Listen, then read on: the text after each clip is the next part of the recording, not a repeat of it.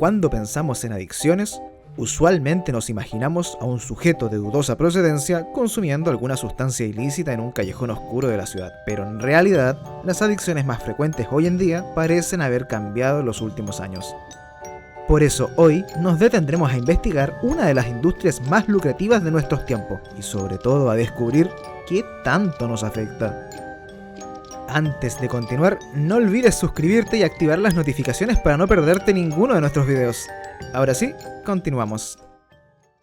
Para que nos hagamos una idea de qué es a lo que nos enfrentamos, veamos algunos datos del año 2022. Por ejemplo, se estima que la industria del porno a nivel mundial generó cerca de 97.000 millones de dólares, en donde en solo Estados Unidos se generó una cifra cercana a los 12.000 millones. Y como era de esperarse, las estimaciones actuales es que la industria en los próximos años siga creciendo.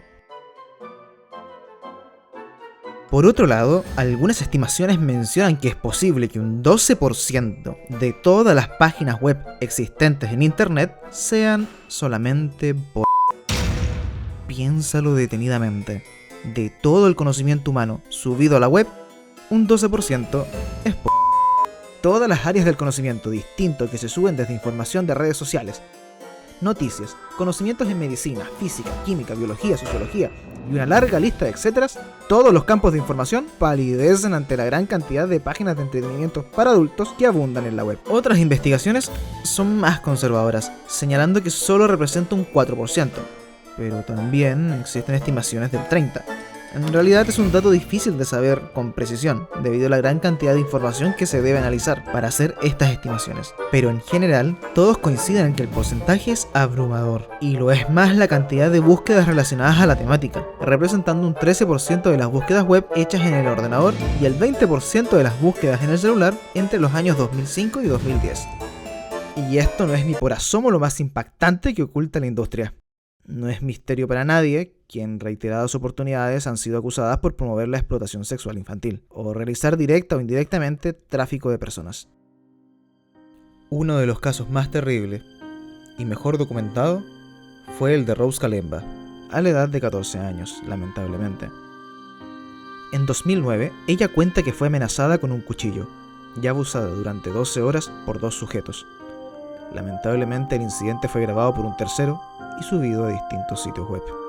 Finalmente, los abusadores la dejaron botada en la calle a 30 minutos de su hogar. Y si como lo anterior no fuese suficiente, meses después del ataque, Rose se dio cuenta que compañeros del colegio estuvieron compartiendo un enlace a través de las redes sociales en donde se visualizaba el ataque de la menor, con títulos como adolescente llorando y abofeteada, adolescente forzada.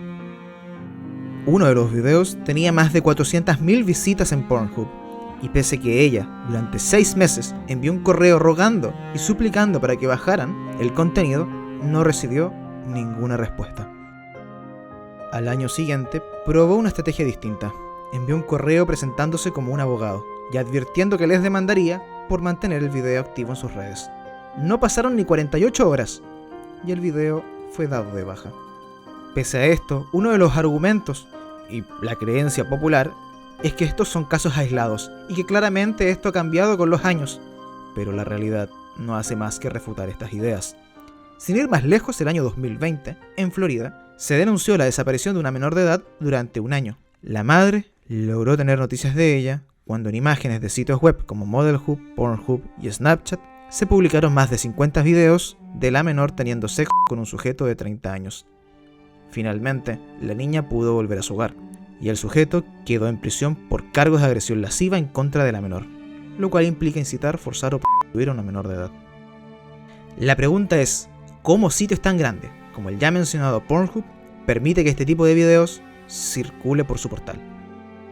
La respuesta se encuentra en la gran cantidad de videos que se suben diariamente y su escasa regulación. Pero se abren otras preguntas. ¿Cómo es que con los avances en inteligencia artificial y tecnología que poseemos actualmente, no se puede hacer algo al respecto? Y aquí, posiblemente el dilema se encuentre en la gran cantidad de visitas que generan este tipo de contenido. Quiero decir, la pornografía es un negocio. Como todo negocio, vela por sus intereses. Y si esto genera algún tipo de impacto en otros, para las grandes corporaciones es simplemente un daño colateral. Gajes del oficio. Lo importante para ellos es que el verde siga fluyendo.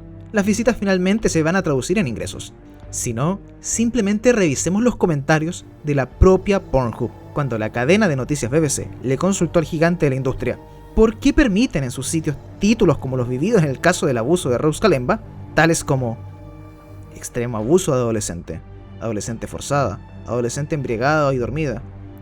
La empresa respondió, y cito: permitimos todo tipo de expresión sexual que se aferre a nuestras condiciones de uso. Y mientras algunas personas pueden encontrar estas fantasías inapropiadas, hay mucha gente alrededor del mundo que sí se siente atraída a eso, y que está protegida por varias leyes de libertad de expresión. ¿Cómo nos afecta el ver pornografía? Para esto tenemos que hacer una diferencia entre el usuario que ve pornografía ocasionalmente y quienes ven regularmente, consumiendo horas de su semana en ello. Para este último, la evidencia retrata la pornografía con las mismas definiciones que una adicción. Por ejemplo, un adicto puede desarrollar tolerancia al consumo de pornografía. Esto significa que si en un principio lograba la excitación viendo un video cualquiera, cada vez necesitará exponerse a más contenido que sea más novedoso o intenso para poder generar la misma sensación de placer que tenía antes. Y esto, para el vasto mundo de la pornografía, no es un problema. Miles de videos son subidos cada minuto. De esta forma, los usuarios comienzan a desarrollar conductas obsesivas como abrir muchas páginas al mismo tiempo y ver distintos videos, a veces por horas, para poder complacerse.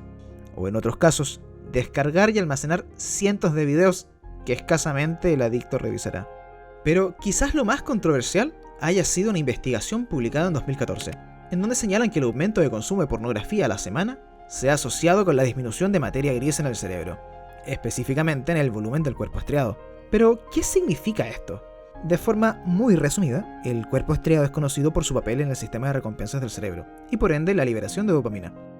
Al mismo tiempo, se observó una disminución de la comunicación funcional entre este cuerpo estriado reducido con la corteza prefrontal. ¿Pero por qué debería interesarnos esto? Bueno, la corteza prefrontal tiene múltiples funciones. La que más nos interesa en este caso es el control ejecutivo, es decir, la capacidad de poder postergar el placer y regular las respuestas impulsivas. Al existir una disminución volumétrica de algunos segmentos del cuerpo estriado, dificulta la conexión con nuestra parte más racional.